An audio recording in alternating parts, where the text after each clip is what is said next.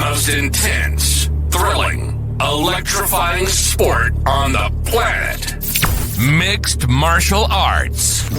You've been looking for the definitive podcast to call your new home to hear everything about it. The search is over. This is the MMA Anomaly Show. No filter.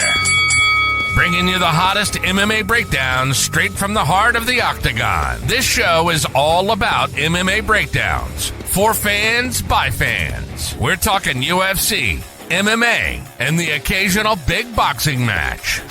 We'll bring our unique take on how these fights are going to play out and who we think are the best bets. Welcome to the MMA Anomaly Show. No filter. And now your hosts, Olin, a.k.a. MMA Anomaly, and Emiliano, a.k.a. Jive Turkey Nano.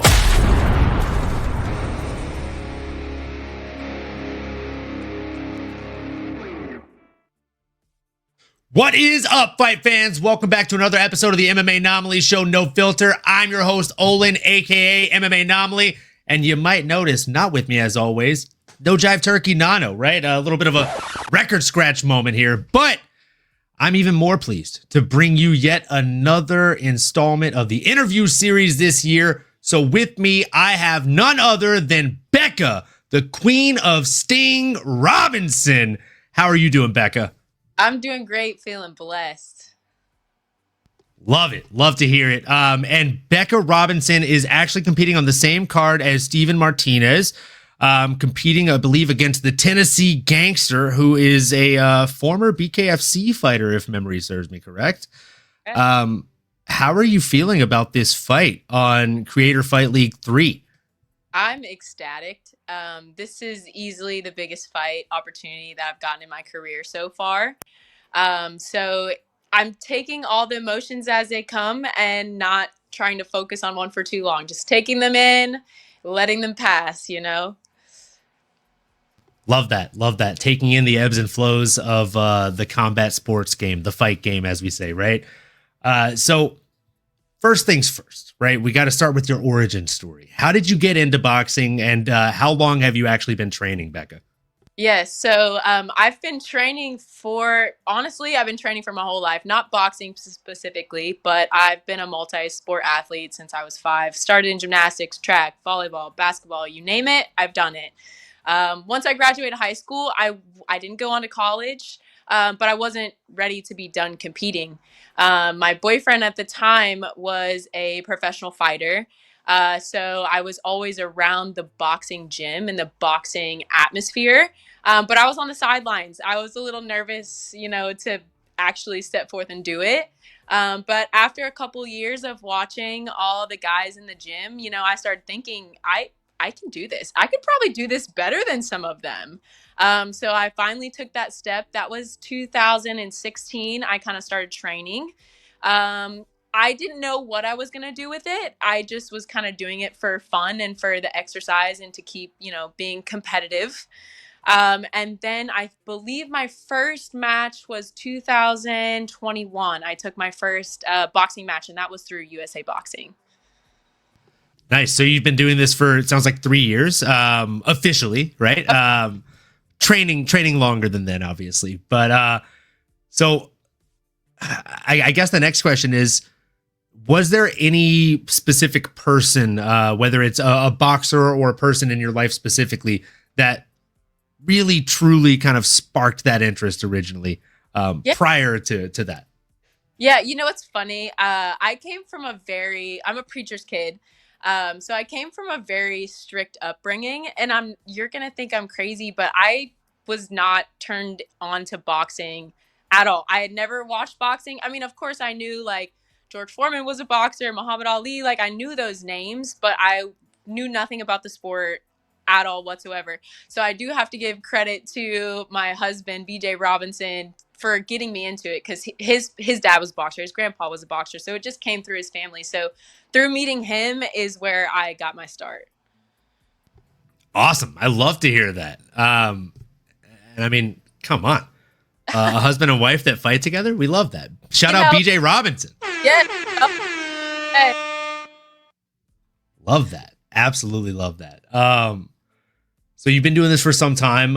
You have an upcoming fight. Obviously, it's less than 2 weeks away right now. Right around the corner. So I have to ask, as I'm doing an interview before your fight, how's fight camp going? How are you feeling going into this fight? Yeah, like I said, this is the biggest match that I've had in my career. It hasn't really hit me until really this week where I'm like, oh, this is the biggest fight that I have. So, the nerves started kind of kicking in a little bit. But I will tell you this, my fight career has really been one long fight camp. My record is way smaller than it should have been, especially at my weight class. I fight 115, 112. There's not a lot of girls in that weight class, especially on the amateur level. USA, I'm traveling 5 hours for fights. Fighters drop out. People see my Instagram and get intimidated. They don't want to do it. I've probably had 20 matches made in my career and fought half of those. So with that being said, my life being one long fight camp, but like for this fight specifically, this has probably been the best fight camp that I've had. I've had 0 injuries. I've been able to step out and get new sparring partners. I really do feel like I have been able to become next level for this one. Absolutely love to hear that. I mean, anytime you can, truly say that you feel growth in this camp, and I mean, anytime you're walking into a fight injury free, like knock on wood, that's a fantastic thing, right? Literally knock on wood, please, Becca. No, I got so like seriously, I usually cover the sport of mixed martial arts, and like we constantly talk about the fact that just about nobody goes into these fights uninjured. So it's rare. It's very rare. It is. It's very rare. Multiple fight camps where I'm battling this little nagging thing, that little nagging thing, having to train around these injuries. But for this camp, smooth sailing. Absolutely love it. Absolutely love to hear it. And I mean, that's a true testament of the gym you're training at and the sparring partners and just training partners in general that you're drilling with. So that leads me into my next question. Let's give a quick shout out to your gym. Tell the people that are watching and listening, where do you train, and who are some of your main training and sparring partners? Okay, so first of all, my main training camp location is Thrive Tribe Boxing. This is actually a gym that me and my husband have started. This is our facility. It started off in the beginning. I didn't have training partners my size. Like I said, I'm a girl and I weigh 115. And that's not, I cut to 115. I walk like 118. I'm very small. I didn't have anyone to train with. So I'm like, shoot, I guess I'm going to have to create my own sparring partners. So we started, adding fighters here and there, and we just kind of grew into having our own gym and our own location. Now, with that being said, I have stepped out a little bit more for this fight camp. I love the guys I have in my gym. My favorite sparring partner at my gym, Jacob Kirk.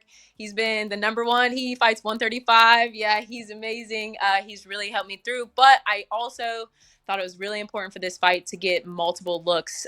Jenny being a southpaw specifically, I needed to get more southpaw looks. So I have branched out to another gym that's in my area, Reaction MMA. Professor Rob Nickerson is the coach over there.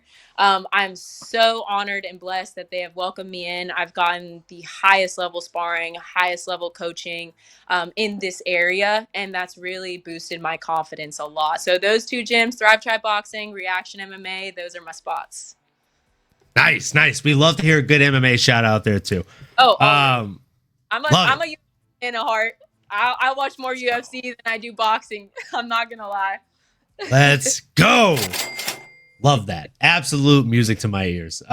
So yeah, I mean, it sounds like you're doing all the right things, and I mean, more importantly, like I love to see a fighter that's smiling as much as you are. Right? There's so often fighters, especially a week, 2 weeks out of camp or out of a fight, like they're angry, they're killer mode, or they're extreme weight cut mode, which I mean, judging by what you just said, doesn't really sound like you have to experience that. Your walk around weight's around 118, you said, like steak and potatoes, man, I'm just eating. And I think that's the biggest blessing in disguise, being able to work my butt off in the gym 2-3 training sessions a day, and I get to come home and eat steak and potatoes and eat some ice cream. Like, I have no reason to be upset. I got the greatest coaches, feeling confident. Yeah, I'm always smiling.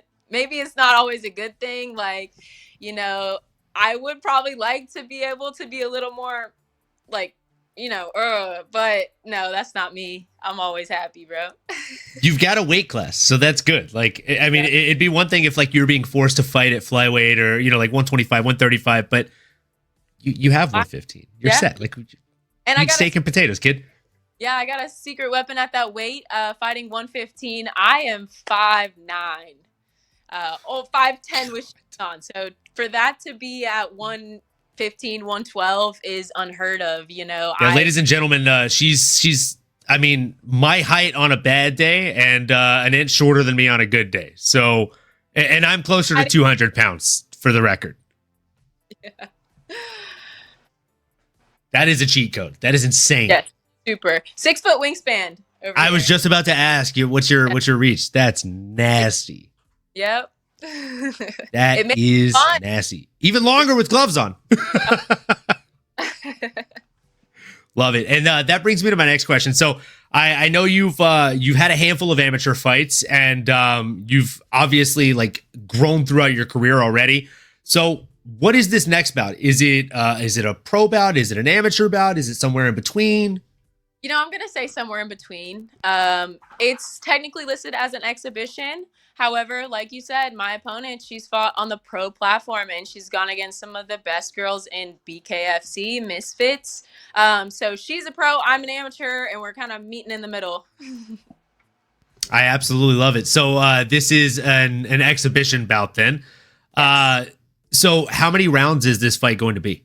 Yeah, this fight's going to be 3 rounds. And of course, in boxing, women fight 2 minutes.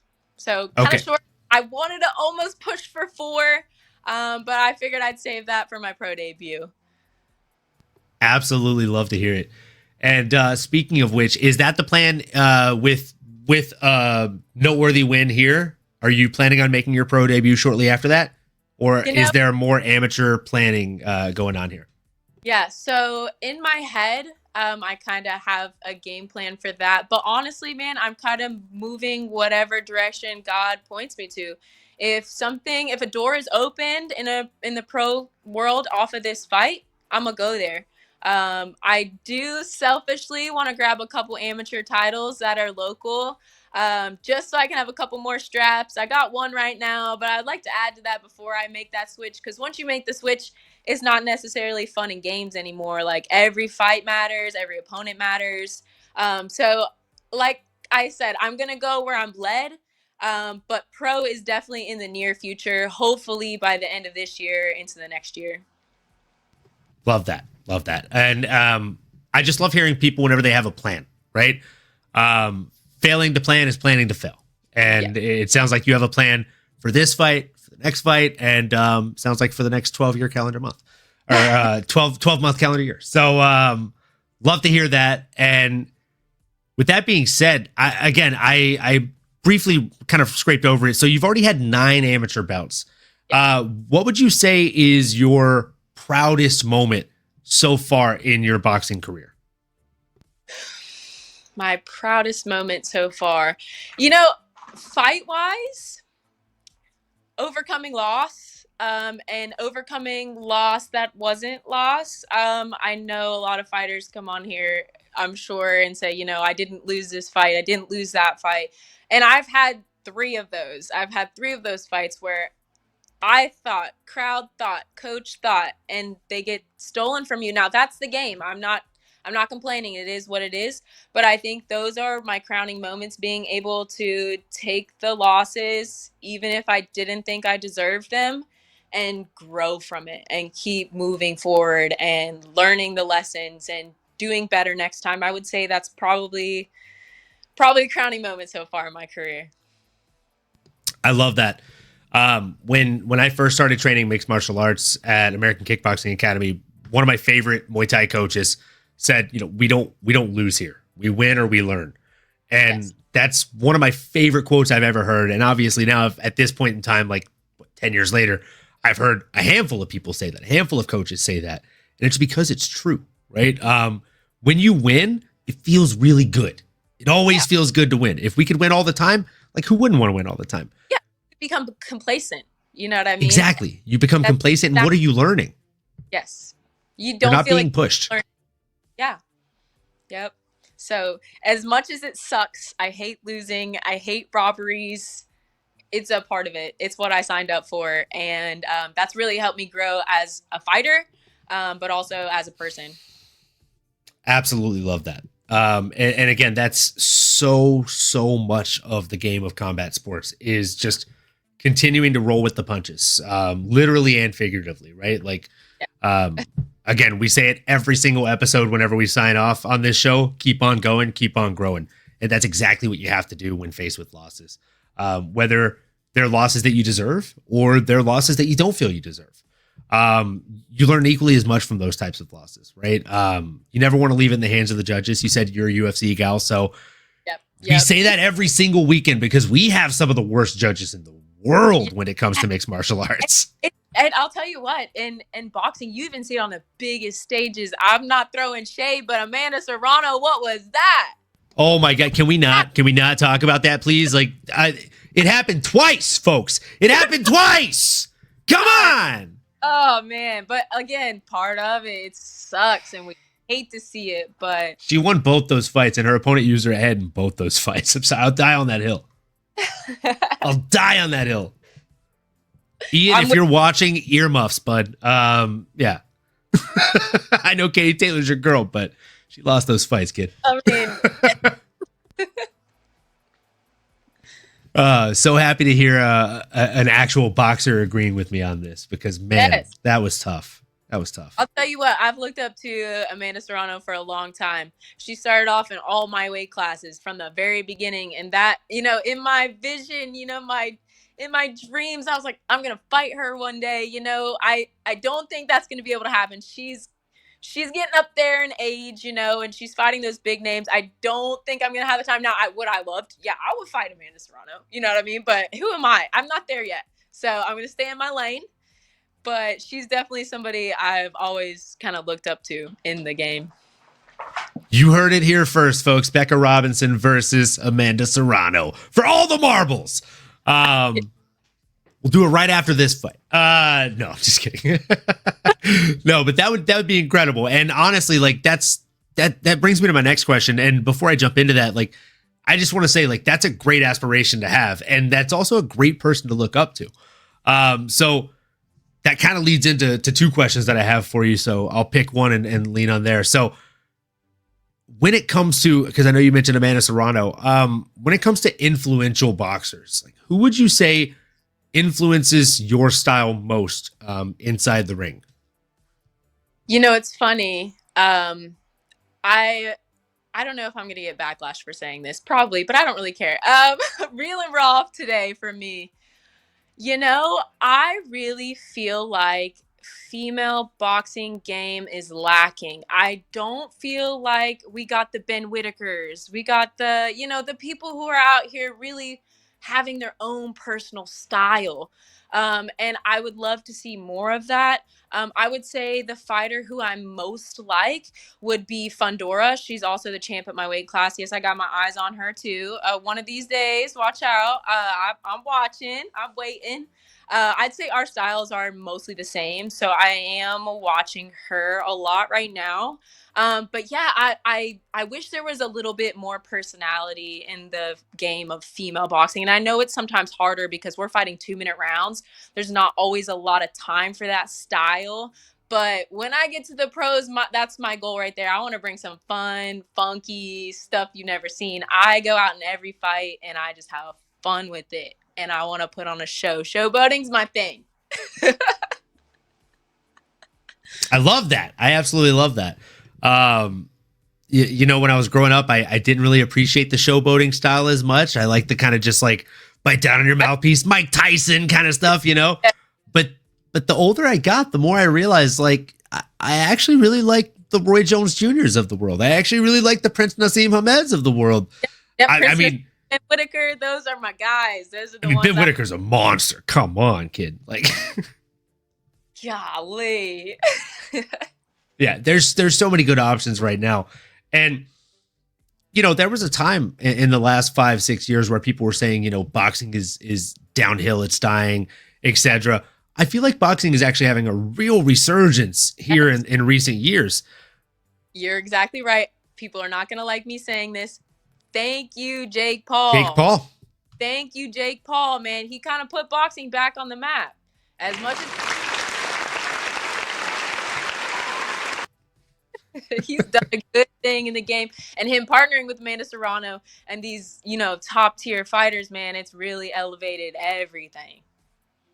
I can honestly tell you, and I mean, shame on me, right? Like I hadn't watched an Amanda Serrano fight or boxing fight. I had watched her in mixed martial arts, but right. I hadn't watched any of her boxing bouts until the Jake Paul fight where she was the co-main event against Katie Taylor. And you're like, wait. And I was like, holy shit, she's really good. This girl is really good. I need to pay attention to her. And so I started really paying attention to her and follow her on all the social media outlets. And like, again, you can see it in her training. You can see it in everything that she does. Like, she doesn't do boxing. She lives boxing. And there's a difference. And that's something I noticed on your page, Becca, is like, it doesn't seem like you do boxing. It seems like you live boxing. Oh yeah. So this is an all the time thing for you, not a sometime thing for you, obviously. If you could see my living room right now, you would laugh. I've got a heavy bag over here hanging from my ceiling. I have a double end bag over here. I've got a Cobra bag over here. I've got a slip rope that runs all the way through my shadow boxing mirror behind me. Boxing is everything I do. I absolutely love that. Because I mean, that's how you have to be if you're going to succeed in this sport, right? You can't pretend to do it. You can't do it sometimes. You got to do it all the times. So I've got to ask, you're on this influencer card, but it doesn't seem like you're really the influencer cliche or type at all. You just kind of seem like a boxer. And I'm gonna throw this out here. No shade to the rest of the people on the card. I'm gonna interview a handful of you guys and gals. And there's no shade to you. And I'll just say it like this. There's probably 3 to 4 people on there that whenever I went and, I got added to the group chat, I went and explored the card a little bit further. And I was like, okay, influencer, boxer, influencer, boxer. Like there's like maybe 4 or so that I'm just like, oh, this person's like a boxer. Like you can tell.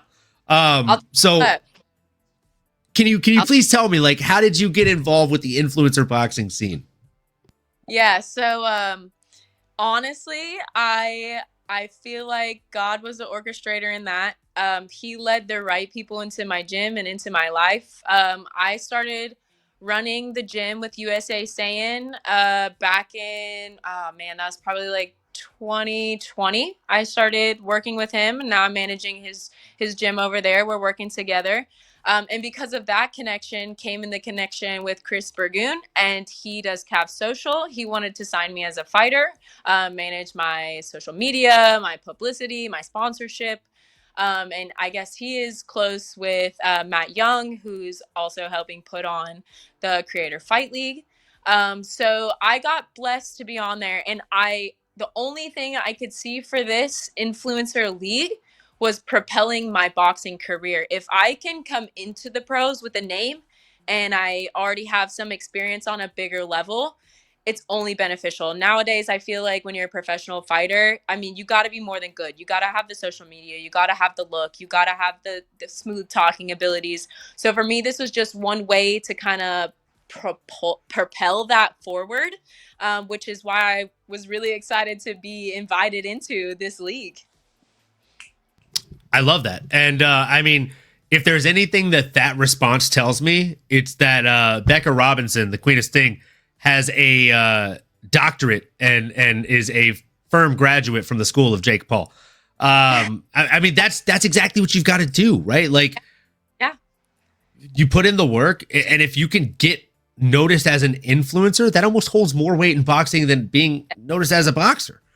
Yes. Like at that point, you don't have to fight 30 people that like nobody's heard of. Instead, you can have sub double digit fights and say, oh, I'd love to fight this person at a BKFC that has a big marquee name to an extent that right. I can take that from. I can take everything that they've built, which, judging by that smile on your face, is exactly the plan. on the 24th, right?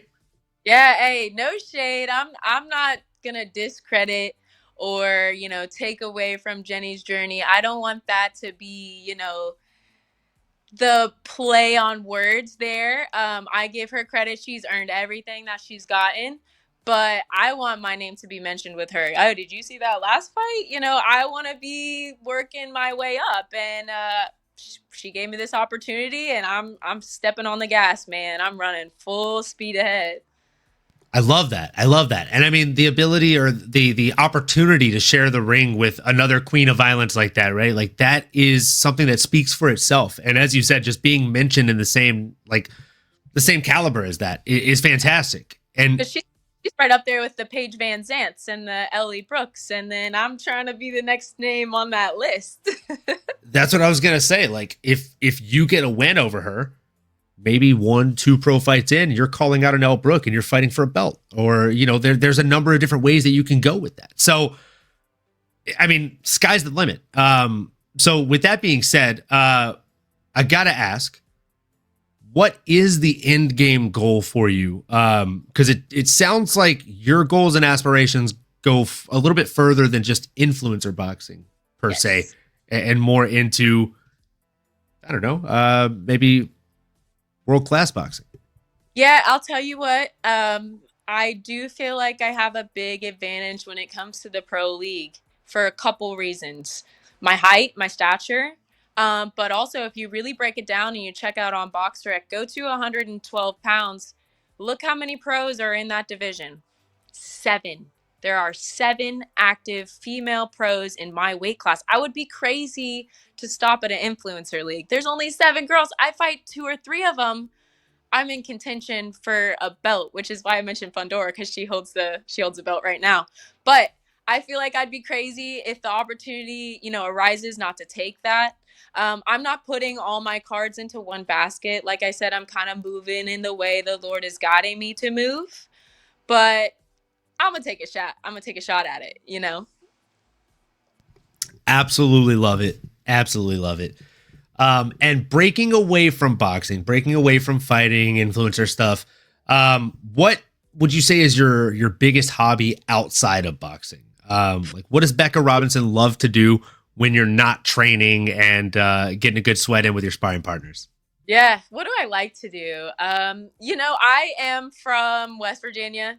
So I enjoy just having a good time, getting out in nature, hiking, four-wheeling, dancing is a big thing of mine. I love to go out with my friends, be around my tribe, that I like to call it. Those are a few of my hobbies. Now, I don't even know if I can call it hobbies because, like I said, I am so sucked into this boxing thing. I eat, sleep, breathe boxing. So I don't really get a lot of time to indulge on these hobbies. But in a hypothetical world, those are the things that I would be doing. I love it. I love it. No, those are great hobbies, like going out and just being in nature, hiking. And the best thing about your hobbies is they're not terrible hobbies to have when you're doing something physical like combat sports, because they're pretty physical as well, right? Like you're staying in good shape. You're having a good time out in nature.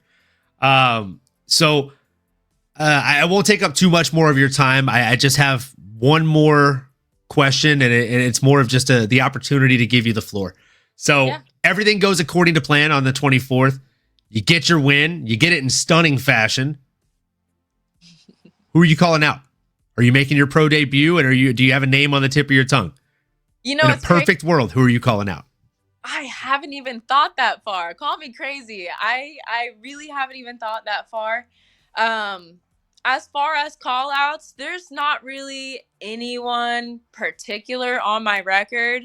I'm just looking for onward and upward on my radar right now.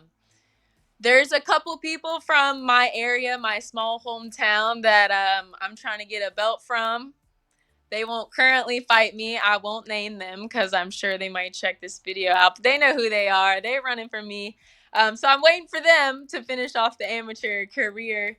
As far as pro, we'll see. I don't really have anybody particular in mind. I'm sure that's not the answer that you wanted, but... No, I love that answer because it tells me you're not looking past Jenny. So I love that. Again, I've I'm not a fighter myself, but I've trained for some years. I have a lot of friends that are fighters, and I think one of the biggest mistakes you can make as a fighter is looking past your opponent. So Yes. I'm not getting any of that from you, and I can honestly say that's not a bad thing. That's a good thing. So with that being said, folks, make sure you drop Becca, the Queen of Sting Robinson, a follow on all platforms. It is at Becca_Robinson. Just in case you're only listening to the audio version, that is BEKAH_ROBINSON, folks. We appreciate you for tuning in. We appreciate you for listening. Make sure you tune in to Creator Fight League 3. Make sure you cheer on our girl, Becca Robinson. And above all else, folks, the one thing we really ask is make sure you keep on going and you keep on growing. We'll see you next time, folks. You've been listening to the MMA Anomaly Show. No filter. As you may have been able to tell, we dig the MMA, and our passion is to dive deep into the upcoming fights, give you our expert breakdowns, and help you make sense of all the chaos that is the fight game. We hope you've enjoyed the show. If you did, make sure to like, rate, and review. We'll be back soon, but in the meantime, make sure to find us on YouTube, Twitter, Instagram, and Twitch at MMAnomaly. Be cool, and we'll see you next time.